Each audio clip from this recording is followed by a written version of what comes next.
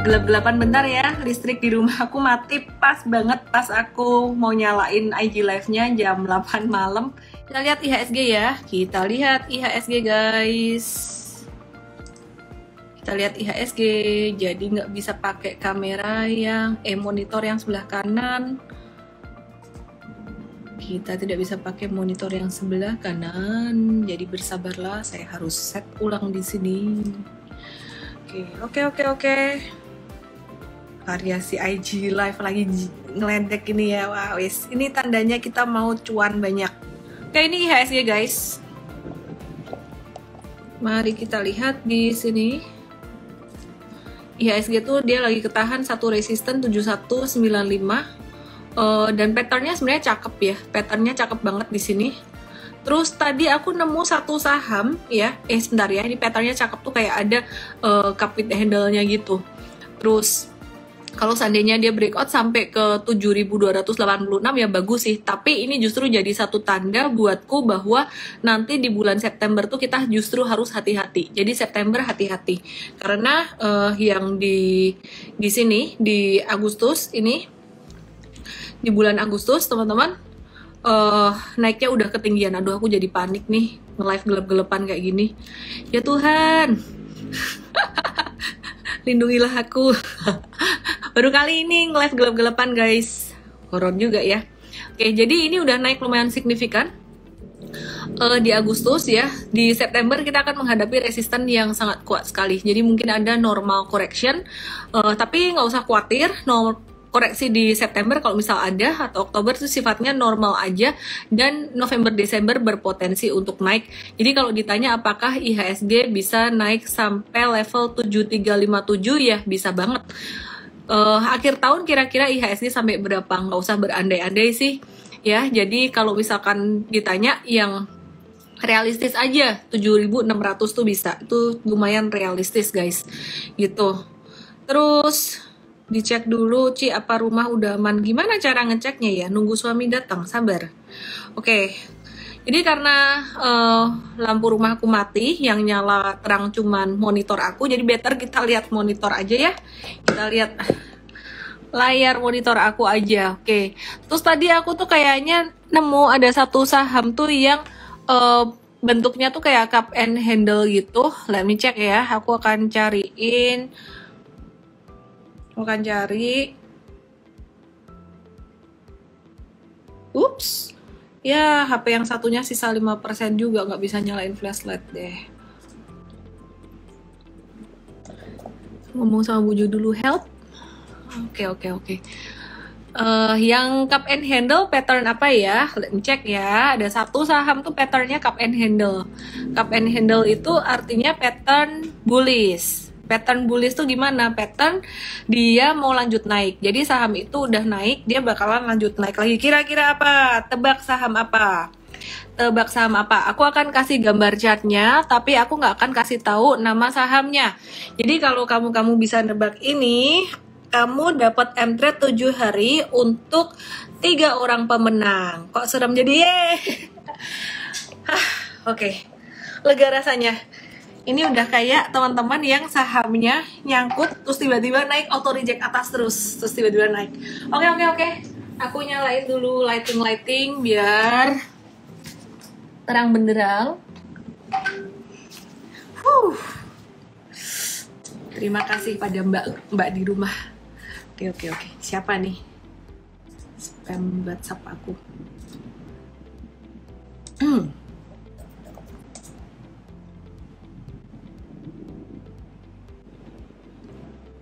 Yeay, selesai. Apa coba? Aku mau kasih lihat nih. Nih. Jawabannya itu bukan. Ini sama apa ya? Kira-kira cup and handle-nya tuh gede loh, gede ya. Aku gambar ulang ya. Cup and handle-nya aku gambar ulang. Cakep banget ini ya. Ini cupnya. Terus ini handle-nya.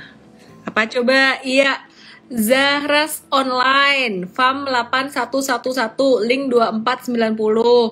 Langsung aja DM aku, dapat EMT7 nama email WhatsApp, ketik EMT7 nama email WhatsApp, dapat MTRED 7 hari. Pak Budi Kaiing nggak dapet, ye. Oke, dan hari ini dia breakout dari cup and handle-nya di sini. Cuman masih ada satu resisten di 4850. Kalau kita lihat dari pattern ini bakalan sampai ke kemana ya kira-kira ya. Ntar aku nyalain satu monitor lagi dulu biar jelas nih ya. Ups, sorry. Oke, ini targetnya di sini. Copy, paste,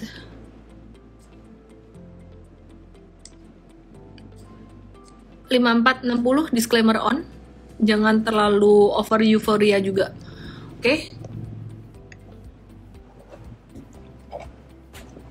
Ini ada bilang Ari Putra Rizal, nyesel dulu nggak beli Telkom pas di 3000. Sekarang kalau aku share ini yang menarik ini ya. Nah, ini tebak saham lagi, tapi kalian nggak dapat hadiah kalau nebak ini bener. Hadiahnya nanti dari cuannya aja, ya. Sekarang saham ini masih ya gini deh, masih sideways turun-turun gini. Tapi kalau misalkan inflasi nanti naik ya di Indonesia, perekonomian bergerak, saham ini akan diuntungkan. Zaras lagi deh bener nebaknya, tadi udah dapat ya. Ya jadi aku sih mulai nyicil beli dia dikit-dikit lagi. Jadi aku udah punya, dulu aku udah ada ICBP, ini aku mulai nyicil nambah lagi, dan aku sih ngarepnya dia turun dulu, jangan naik dulu kecepatan. Jadi masuknya baru dikit, nambah baru dikit, ini sekitaran 8550, aku pengen dia turun dulu. Tapi kan keinginanku juga belum tentu terpenuhi atau tercapai ya, sehingga aku juga ada masuk dikit di sini. Kemarin aku masuk dikit, terus kemudian ini aku mau nyicil-nyicil gitu. Oke. Dan ini ekspektasinya untuk ICBP ini buat jangka menengah panjang. Jadi kayak TLKM gini nanti geraknya ya. Karena aku percaya banget sih sebenarnya perusahaannya tuh baik-baik aja. Perusahaannya tuh sehat. Cuman memang kemarin kan karena pandemi dia agak-agak turun gitu, dan juga kemarin interest dari investor-investor besar tuh masih pada perusahaan teknologi di 2021 dan juga di perusahaan perbankan. Nah, kalau perusahaan perbankan udah overvalue, kalau perusahaan teknologi mah udah overvalue dari dulu-dulu juga. Kalau perbankan udah overvalue, nah ini si ICBP ini dan teman-temannya yang lain, saham-saham yang valuasinya masih lebih murah tuh bisa jadi dilirik gitu, dan termasuk 5 sektor yang sering aku sebut bukan sektor koneksi. Oke ya.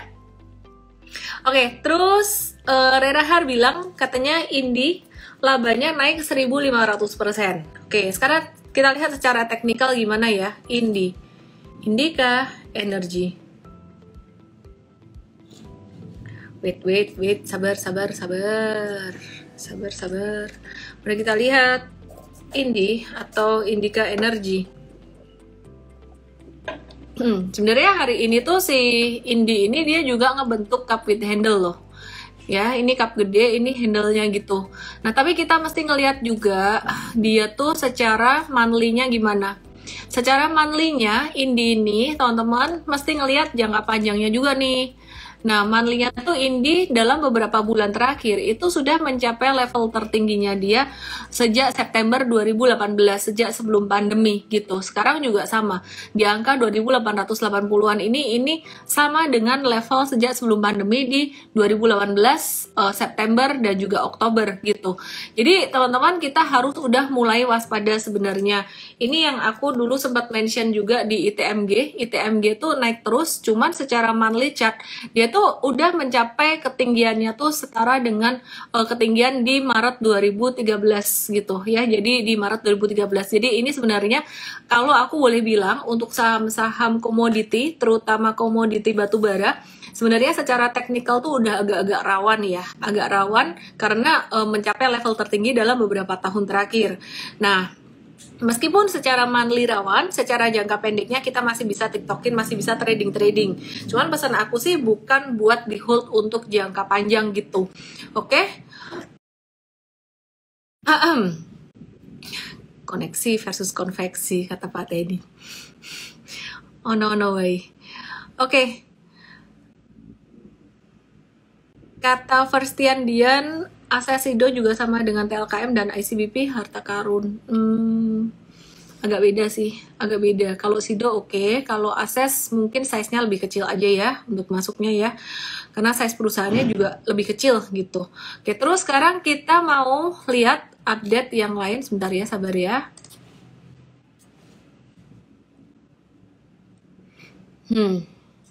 Hari ini tadi IHSG naiknya cuma 0,44%, yang dorong Bukalapak, Telkom, dan Astra International, serta saham-saham batubara. Yuk kita lihat sekarang Adaro, setelah tadi kita lihat Indi ya guys ya. Jadi Adaro ini sama dengan saham-saham batubara yang lainnya. Nah, kalau kita lihat dalam jangka panjangnya nih, secara monthly chart, kita mesti rasional juga nih ya. Adaro itu secara monthly chartnya, dia sudah melampaui level tertinggi di tahun 2000, sejak tahun 2008. Bahkan ini tertinggi sempat dulu di 2011 di angka 2690. Ini udah lebih jauh kemana-mana. Istilah kata tuh udah mencapai angka all time high gitu. Nah, sebenarnya kalau breakout all time high itu memang breakout yang nggak ada limitnya. The sky is the only limit. Itu teorinya yang kita juga ajarin di workshop Super Trader ya. Mungkin teman-teman yang ikut workshop Super Trader tuh tahu gitu. Jadi kita nggak pernah target kalau breakout dari resisten, apalagi resistennya all time high itu breakout the sky is the only limit gitu. Cuman kita mesti lihat sky-nya limit, nggak memang sky is the only limit, tapi breakoutnya dari kapan nih? Breakout all time high-nya itu sebenarnya terjadi di bulan apa nih? Di bulan sebentar, let me check, ini Maret 2022 ya. Jadi udah breakout tuh dari Maret 2022 kemarin, breakout all time high, terus sekarang dia lagi konsolidasi. Kalau kita lihat di daily-nya itu Maret 2022 tuh di sini, posisi di sini nih. Dan sekarang ada konsolidasi panjang yang sebenarnya bagus. Kalau misalkan dia naik terus sejak Maret, dia naik terus nggak ada konsolidasi panjang, ini sangat berbahaya sekali. Jadi kalau kita lihat Adaro memang trennya untuk jangka menengah panjang saat ini masih oke. Dengan catatan dia masih ditutup di atas 2660. Jadi mesti diingat-ingat ya. Batas angka sakralnya tuh berapa? 2660. Begitu dia breakdown dari 2660 atau 2650. Nah, itu kita mesti harus mulai waspada bahwa sebenarnya tren jangka menengahnya sudah mulai melemah. Sekarang jangka menengah masih oke. Jadi kalau mau trading jangka pendek menengah masih oke. Tapi a big no untuk investasi jangka panjang. Demikian pula dengan saham-saham batubara lainnya. Big no untuk investasi jangka panjang. Jadi kita nggak cuma ngelihat valuasi, tapi kita ngelihat tren harga saham juga udah tertinggi melampaui jauh tahun sebelumnya, sebelum pandemi, jauh sebelum pandemi. Dan saat ini ya memang menarik sih kalau misalkan pada bilang ini komoditi super cycle, ya bisa dibilang seperti itu. Oke, terus kemudian aku nggak bahas lagi ITMG, aku akan bahas untuk selain saham coal, aku akan bahas untuk saham konstruksi, dimana tadi juga aktif, cuman agak-agak turun dikit ya. Dik Faisal nanya saham kapal, nanti kalau ada waktu kita akan bahas. Terus kemudian bank-bank kecil hari ini tadi juga aktif. Untuk semen juga aktif, grup Panin kita akan bahas juga masih, grup Panin ini masih jadi topik kita untuk hari ini ya. Terus kemudian ada beberapa saham lain yang random sektor, nanti kita akan review juga gitu. Oke, sekarang aku mau bahas untuk yang konstruksinya dulu ya. Sorry ya guys, aku belum liatin komen-komen dulu ya. Biasa kalau di awal aku bahas-bahas saham dulu, nanti kalau udah aku akan bahas di ini. Ya, jadi konstruksi ini kita kemarin ada masuk di Wika, hari ini kita masuk di PTPP. Nah, untuk Wika ini, ya, untuk Wika ini kita perhatikan tadi, ini kita udah profit taking jangka pendeknya karena dia mulai keluar ekor panjang, terus kita switch ke PTPP ya. Jadi kita switch ke PTPP, ada kemungkinan upside sampai 1030 sampai 1040 dalam jangka pendek, tapi trennya masih oke, jangka menengah masih oke. Nah, untuk Wika sendiri untuk jangka menengah kita juga masih hold karena baru breakout dari stage satunya gitu. Terus kemudian yang berikutnya kita akan lihat untuk WSKT. Nah, ini WSKT guys. Ini WSKT. Ini menarik nih untuk WSKT. WSKT ini kalau tadi kita beli PTPP ya, WSKT ini jadi watchlist kita nih, watchlist kita salah satu watchlist untuk besok aku kasih tahu ya WSKT gitu. Tapi belum tentu dibeli ya, kita wait and see dulu gitu ya, karena hari ini udah mulai tak ada tanda reversal dan ini tadi sempat dikasih diskon dikit gitu. Oke, besok kita akan lihat sikon lagi. Jadi teman-teman langsung aja nonton morning briefing MTrade besok dan juga pantengin terus real time stock pick kita ya. Jadi rekomendasi atau referensi beli dan jual itu kita kasih taunya di stock pick, di menu stock pick gitu. Bentar ya.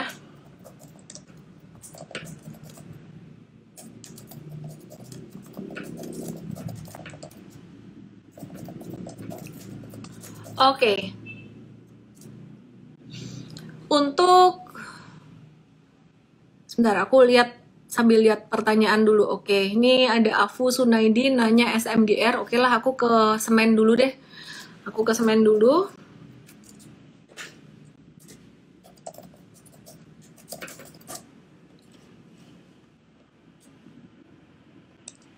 Untung lampunya nyala ya. Jadi nggak sia-sia aku make up tadi. Kalau lampunya nggak nyala, aku akan kesal karena udah make up nggak kelihatan gitu ya, jadi mukanya horor. Pengabdi cuan kita mah. Oke. SMGR hari ini ada koreksi dikit, koreksi normal aja, koreksi dikit ya. Sekarang sih dia masih, aku kecilin chartnya biar kelihatan di stage berapa nih guys yang ikut workshop. Tahu nggak? Ada nggak di sini yang udah ikut workshop? Dia di stage berapa ini? Ya stage berapa ini? Kalau aku gambar kotak gini mungkin lebih kelihatan kali ya. Stage berapanya?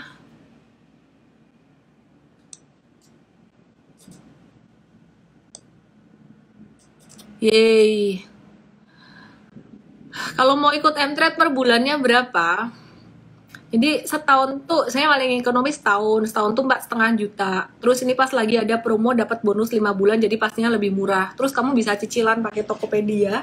Kalau pas lagi nggak ada bonus tuh sebulan jatuhnya 375.000 gitu. Tapi kalau ada bonus jadi lebih murah dong. 300 berapa ya? 300-an berapa gitu kali ya. Sehari cuman 12.000. Orang kaya lah, semualah kecil lah itulah. Oke ya. Ini stage 1, bener.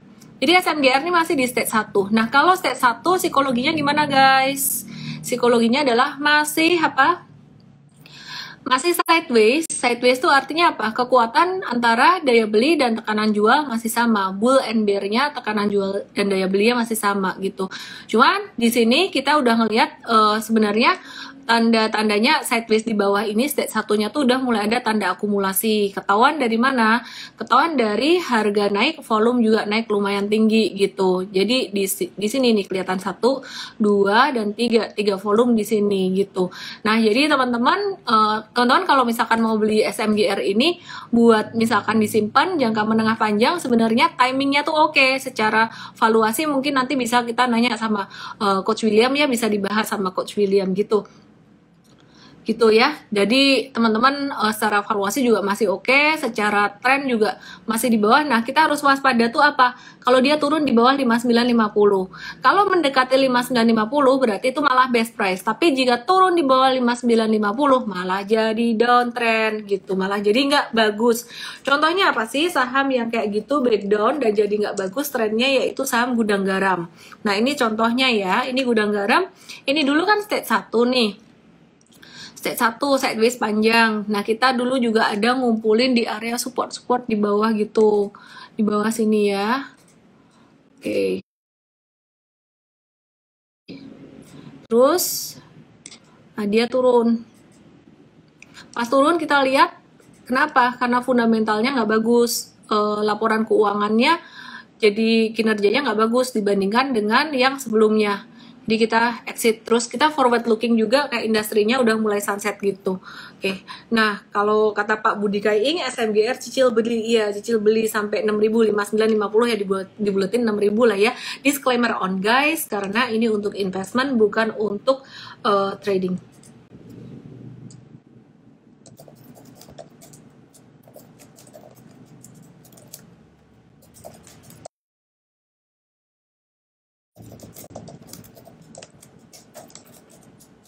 Bentar ya. Boleh aku kasih dikit tips untuk investasi ya, yang obligasian gitu.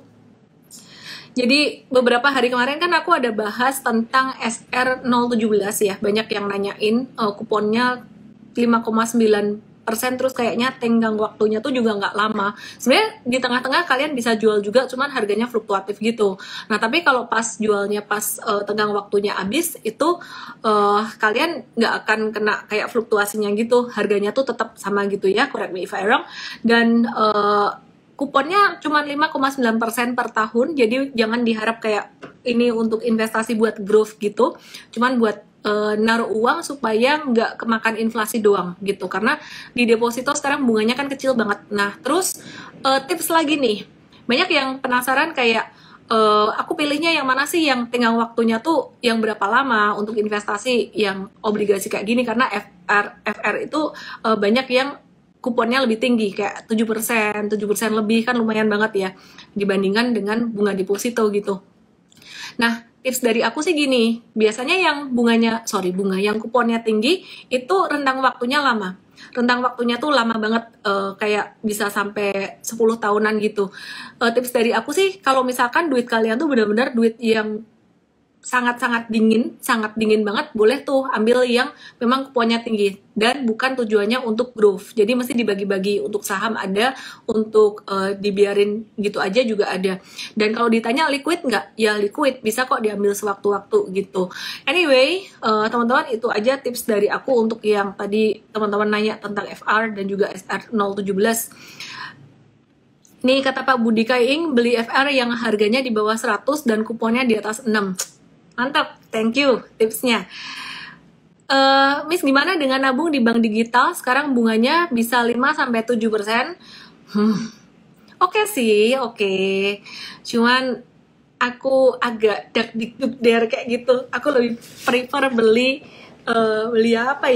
FR itu tadi, karena ya anyway aku bukan ngomongin bank digital aja ya, aku ngomongin startup perusahaan-perusahaan teknologi yang dia didanai oleh investor besar yang sebenarnya perusahaannya masih belum cuan juga gitu. Itu agak-agak ngeri-ngeri sedap gitu loh, tapi ini opini pribadi aku ya gitu. Kalau mau buat ya istilah kata kayak tanda kutip main-main aja lah, uang sangat kecil banget gitu. Aku ada juga taruhin duit di situ, tapi buat anakku. Jadi buat ngajarin anakku simpen duit tuh ya, tapi mereka kesel sih kalau ditaruh di bank digital gitu tuh, mereka nggak bisa pakai duitnya buat transaksi virtual account gitu. Kalau pakai BCA kan gampang tuh, buat belanja Shopee gampang. Jadi cara aku ngelok duit mereka adalah taruh dong deposito di bank ini gitu, pakai HP memang. Tapi mereka kesel kalau pakai itu tuh, kayak aku mau virtual account-nya tuh susah banget gitu loh, mau transaksi susah banget. Jadi just random tips aja ini. Oke.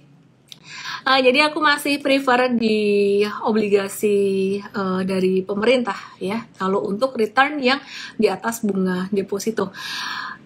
Ini ada yang ngimpi Michael Hansen Sahadinata BCA arah auto reject atas. Hahaha. Oke, kita lihat BCA nggak mau turun juga. Faktanya BCA gimana sih? Ternyata bukan cuma Adaro yang malah mengalami breakout all time high di tahun ini. Nah, BCA ini juga dia ngalami breakout all time high. Aku buka dulu chartnya. Wait, sabar. Terus gimana dong? Ketinggian nih, jual dong kalau gitu. Sabar ya. Nih teman-teman perhatikan. Oh ya, lupa balik kamera. Saham Li rahasia, pakai bank apa aku nggak mau sebut namanya, nanti tersinggung dong. Adalah pokoknya anakku kesel kalau duitnya dimasukin di situ, padahal duitnya nambah banyak tapi mereka nggak bisa pakai. Oke. Ya Elsa, bentar ya, sabar ya. Nah, ini BCA ini dia udah break all time high, selalu break all time high kayaknya dari tahun ke tahun. Ini dia break all time high itu pada bulan Oktober 2021 kemarin.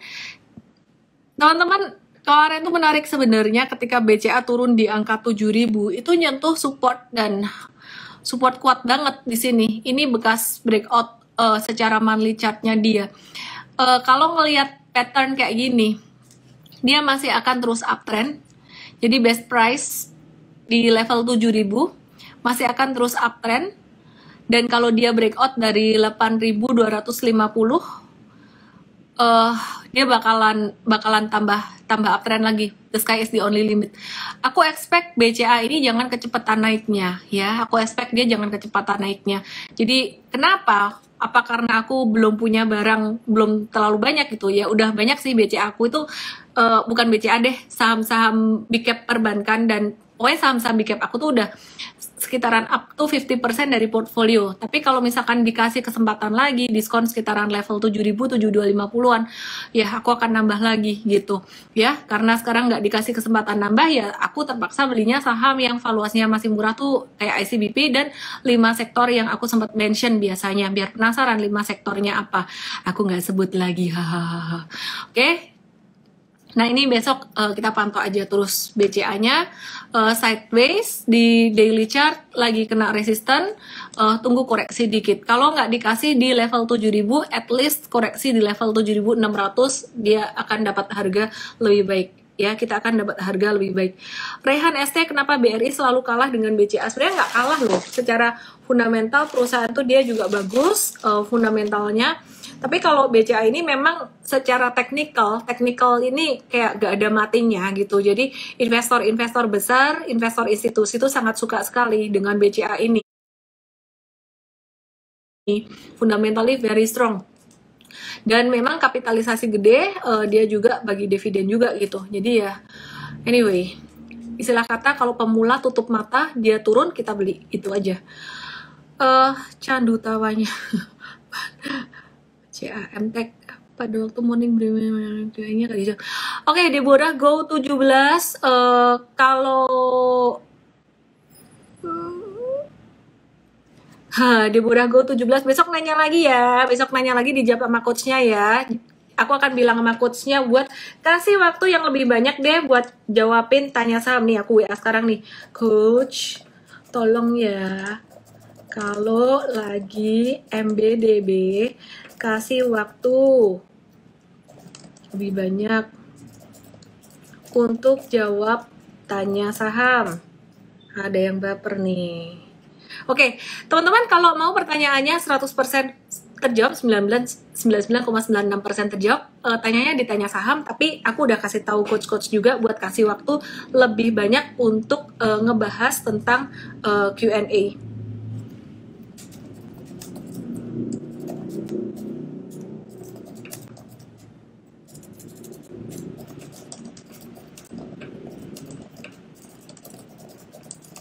Oke, thanks Bu yang kasih tahu tadi. BBCA swasta, BRI PNS atau punya BUMN. Ya, ada pengaruh juga kayaknya, ada pengaruh juga. Biasanya kalau yang swasta ya anyway. BRI banyak yang nanya. Oke, baiklah. Ya, tadi lagi meleng. Sektor poultry. BRI kenapa sell terus ya? Aku ganti layout dulu. Sebentar. BRI. Aduh, ramenya chart aku. BBRI daily chart. Aku bersihin dulu ya.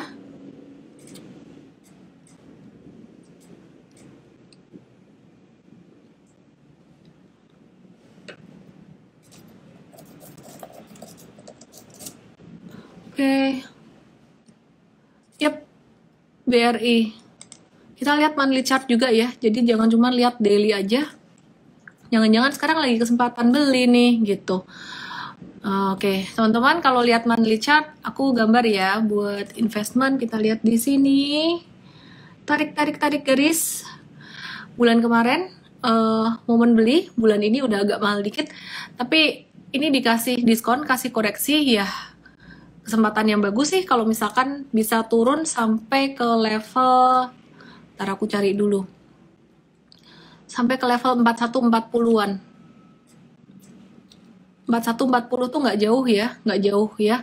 BRI dia kinerjanya oke juga kok gitu. Jadi ini aku tarik sedikit garisnya sekitar 4.100 sampai 4.140-an di sini. Anyway, buat investor jangka panjang.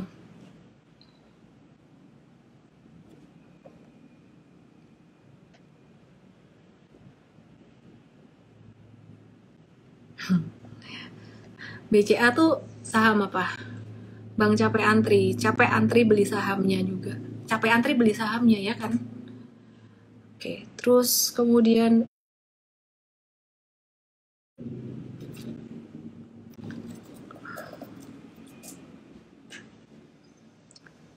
Secara internasional nggak turun-turun juga.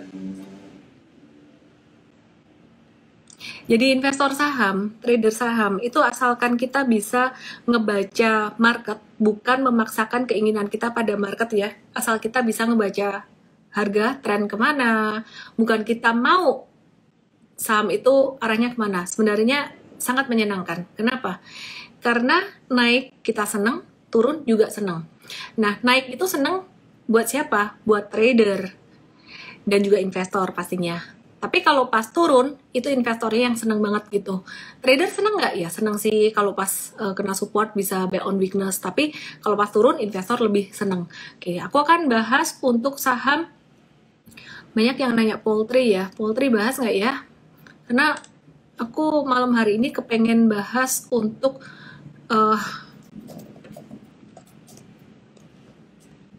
bank-bank kecil dan juga saham grup Panin. Masih, ini bank kecilnya dari AGRS. Hari ini naik volume tinggi, jadi masuk watchlist banget. Terus BVIC, ingat watchlist belum tentu dibeli. Tadi juga naik volume tinggi, tapi candlenya nggak begitu bagus, bagusan AGRS tadi. Terus BGTG kayaknya juga mulai ada akumulasi. Ini tiga ini buat watchlist trading aja gitu.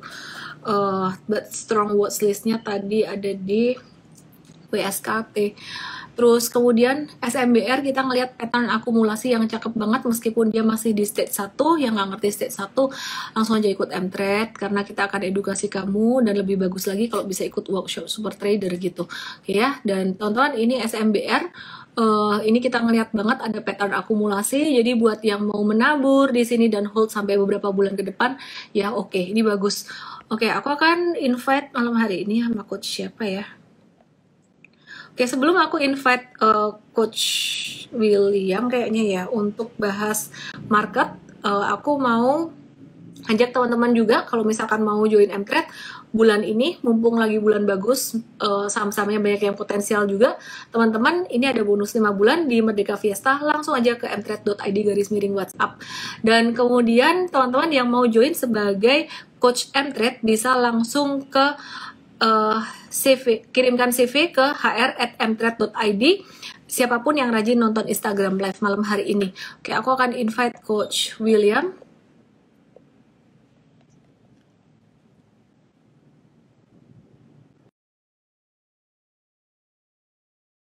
Live sambil denger lagu Pharrell Prayogo. Sopo kuwi Pharrell Prayogo? Kok jual M3 terus?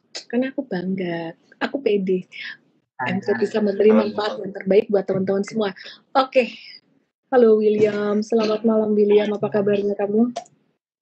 Luar biasa, baik Miss. Apa kabar juga Miss? Kabar baik, William. Aku mau bahas sektor semen. Semen ini ada banyak tanda akumulasi. Aku tadi sih baru melihat 2 saham, ya, ada SMBR, ada SMGR, masih di stage 1 semua, tanda akumulasi secara teknikal gitu. Nah, aku mau William coba bahas kalau untuk sektor semen ini bagaimana? Oke, jadi kita akan bicara upside dan juga downside-nya ya di sektor semen ini. Jadi yang pertama kita bahas dari upside dulu ya. Tentu kita melihat bahwa biasanya demand dari semen itu bakal meningkat di semester kedua. Kenapa?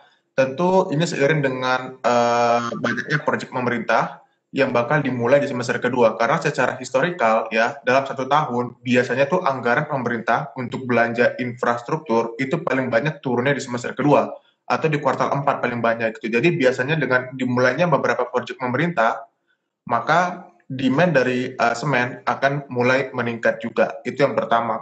Ya, kita melihat itu ada upside di sana. Dan yang kedua juga kita lihat bahwa mungkin yang sudah pernah kita bahas sebelumnya ya, bahwa permintaan dari IKN itu kelihatannya sudah mulai kembali menguat. Kenapa? Karena untuk progres pembangunan IKN akan dimulai di bulan September gitu. Jadi ini yang membuat orang sudah mulai expect bahwa demand semen untuk proyek IKN bakal lumayan meningkat gitu ya. Nah, by the way, kalau kita lihat secara data dan juga beberapa sumber, untuk IKN sendiri itu demand untuk semen itu mencapai 20 juta ton ya. Tetapi kan ini kan untuk keseluruhan ya. Tetapi kita pikir ini salah satu bukti bahwa demand semen untuk proyek IKN masih cukup besar. Ya, itu yang kedua. Dan yang ketiga juga kita bicara secara valuasi ya. Valuasi sektor semen, kalau saya teman-teman lihat itu sudah sangat murah sekali. Teman-teman bisa bayangkan bagaimana INTP dulu di harga 20.000 sekarang hanya di 9.000 gitu ya. Begitu juga SMGR ya, sama juga gitu ya. Dan kalau kita pakai PE band itu semua rata-rata sudah di minus 2 standar deviasi secara 5 tahun terakhir gitu. Jadi kita pikir secara valuasi juga sudah cukup murah. Nah, itu upside-nya gitu ya. Nah, kalau kita bicara upside, tentu kita bicara downside juga ya tentunya ya. Dan yang pertama kita melihat downside-nya apa aja di sektor semen. Tentu masih ada naiknya ini ya, risiko dari harga komoditi yang masih tinggi, terutama batu bara. Ya mungkin teman-teman juga udah baca ya bahwa memang di China biasa musim dingin permintaannya cukup tinggi untuk batu bara. Dan itu akan mendorong harga batu bara akan kembali menguat. Dan itu membuat ada risiko dari kenaikan beban energi buat produksi semen. Itu yang pertama. Dan yang kedua, kita juga pikir ada juga downside risiko dari melemahnya konsumsi masyarakat dan juga melambatnya ekonomi ya karena naiknya inflasi gitu. Jadi kita pikir itu yang downside yang masih perlu kita antisipasi. Tapi secara keseluruhan kita pikir sektor semen masih menarik, cuma teman-teman harus paham masih ada risikonya untuk saat ini seperti itu. Oke. Bukan aku yang pom-pom loh ya. Ini para netizen yang budiman ini yang mempom-pom sendiri kode-kode saham semen, terutama nih geng Bali nih. SMBR, dia bilang. Tadi aku ada bahas SMGR juga ya. Jadi INTP tuh juga menarik. Terus, actually aku pribadi di sektor semen ini aku belum banyak masuk sih. Kalau aku kapan hari bilang 5 sektor, kita tambahin satu lagi deh, satu industri ini semen ya. Jadi 5 sektor tadi apa? Satu bla bla bla bla bla. Coba diingat-ingat teman-teman, besok keluar di ujian ya. Jadi aku bisa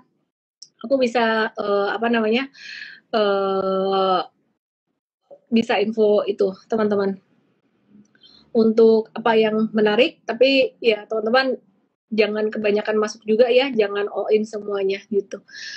Chang Chong An, tidak bisa gunakan data masa lalu untuk prediksi harga masa depan. Kondisi masa lalu beda dengan masa depan. Pertanyaan bagus. Saya bukan pertanyaan ya, ini opini. Kalau fundamental itu sebenarnya sifatnya lebih forward looking gitu ya. Kita pakai ke depan tuh proyeksinya gimana gitu. Tapi kalau technical enggak. Technical itu justru kita menggunakan data historical. Kenapa? Karena pada prinsipnya adalah segala sesuatu yang terjadi di masa lalu tuh the trend repeat itself gitu. Karena berdasarkan pada psikologi manusia, cara berpikir manusia itu triune brain itu sama gitu. Jadi fear and greed-nya tuh terulang terus. Ada satu pertanyaan lagi yang sebenarnya beberapa waktu yang lalu tuh bagus banget pertanyaannya. Kalau semua udah pintar teknikal, itu kira-kira orang-orang bakalan action-nya sama dong, beli jualnya sama. Ternyata enggak. Psikologi manusia yang membedakan. Oke ya. Awas jeglek gagal breakout. Jeglek. Udah nggak jeglek ini. Oke, sebelum lampunya jeglek, mari kita bahas lagi untuk fundamental valuation. Tadi semen valuasi udah dibahas belum ya? Valuasinya? Sudah. Udah ya? Sudah. PMI manufaktur AS udah keluar, bahas dikit deh, boleh? Oke, ini seperti yang sudah kita expect kemarin ya, Miss ya, bahwa memang kita memang melihat PMI ini bakal turun ya di Amerika Serikat, dan memang tadi malam udah dirilis dan memang hasilnya kembali melemah gitu ya. Tetapi memang kita melihat bahwa masih terjaga di atas level 50-an gitu. Tapi tentu aja ini masih menjadi indikasi bahwa di Amerika Serikat masih akan ada risiko dari perlambatan produksi yang diakibatkan oleh naiknya inflasi di Amerika Serikat gitu ya. Jadi mungkin pesannya tentu kita masih perlu monitor ya bagaimana resiko-resiko dari naiknya suku bunga Amerika Serikat, naiknya inflasi yang berpotensi bahkan menurunkan daya beli masyarakat dan juga output industri di Amerika Serikat. Begitu, misalnya. Ya, ini Biden gaming 86. Hampir benar. Bukan konsumsi udah agak tinggi, valuasinya udah agak tinggi. Ya meskipun masih lumayan lebih murah daripada banking, tapi masih agak tinggi. Maka coba yang bisa benar 2 orang dapat M-Trade 7 hari deh. Karena yang lebih-lebihnya pasti nyontek itu. Hampir benar, yang konsumsi enggak. Tadi ketambahan satu sektor sih ya, yang ketambahan satu sektor tadi aku udah sebut. Untuk industri semen itu nggak usah disebut, nggak apa-apa ya. Nah, Handaka Wibawa 1. Novi Sofi ngawur, enggak. Diinget-inget terus aku salah ngomong. Miss jadi bahas panin. Oh ya wes, coach, panin coach. Grup panin. Oke. Sorry. Grup panin. Ya. Rahar, 2 orang. Tadi aku janji 2 orang ya. Oke, satu lagi dari Rahar. Udah, DM aku MT7 nama email WhatsApp. Oke, panin, silakan. Oke, mungkin panin ini singkat aja ya. Jadi kalau panin, ya teman-teman udah baca lah ya beritanya, ini masih seputar tentang investasi kepemilikan dari PNBN yang tentu ada beberapa calon bank yang kita pikir bakal tertarik ya menjadi salah satu stakeholder dari PNBN. Ya, nah ini kan sebenarnya balik lagi ini adalah lagu lama ya bagi grup panin ya, karena tahun 2019 lalu juga pernah juga diputar isu yang sama, tetapi eksekusinya justru nol gitu, nggak ada. Dan sekarang kita dengar lagi gitu. Jadi memang intinya adalah untuk grup panin, kita pikir kenaikan yang terjadi dalam 1 bulan terakhir itu memang ada juga sedikit dampak dari isu ini ya, isu divestasi. Cuma realisasinya kita masih wait and see dulu ya, kita masih monitor terus. Tetapi memang kalau kita lihat secara valuasi, grup panin itu rata-rata cukup murah ya teman-teman ya, terutama seperti Panilai, Penin, lalu juga seperti beberapa grup lainnya seperti Cevin dan sebagainya gitu ya. Jadi memang beberapa investor ataupun pelaku pasar senang masuk ke grup panin karena memang secara valuasi masih cukup atraktif gitu. Tetapi yang betul-betul mendorong kenaikan saham panin, grup panin, aku pikir masih seputar isu tadi ya. Jadi artinya teman-teman harus mengantisipasi adanya resiko rebound, bukan rebound, tapi penurunan ya. Kalau memang eksekusi dari grup panin ataupun divestasi dari grup panin itu nggak jadi gitu. Jadi ini yang perlu teman-teman monitor seperti itu. Oke. Cakep teman-teman. Aku mau bahas dikit tentang teknikalnya grup panin. Jangka pendek rawan profit taking, jangka menengahnya masih menarik. Ini salah satu saham grup panin sih. Ya, jadi aku bahas salah dua. Jangka pendek rawan koreksi, tapi jangka menengah masih ada potensi upside secara teknikal. Ya, jadi masih cukup menarik. Untuk trader, swing trader, scalper, siap-siap profit taking. Sedangkan untuk yang suka nge-hold jangka panjang, better di yang belum terlalu banyak naik sih kayak PNBS kayak gitu-gitu. Disclaimer on sekali lagi teman-teman, dalam investasi saham ada resikonya juga ya. Jadi teman-teman yang mau daftar jadi coach, yang suka nonton live aku dan teman-teman yang jago teknikal atau suka teknikal gara-gara nonton Aji Live aku, langsung aja daftar jadi coach M-Trade ke hr@mtrade.id. Untuk Medco dan juga untuk Elsa dibahas di morning briefing besok ya, karena aku udah dipanggil sama anakku malam hari ini. Sehat selalu buat semuanya, sehat selalu Coach William, terima kasih, salam profit, dadah.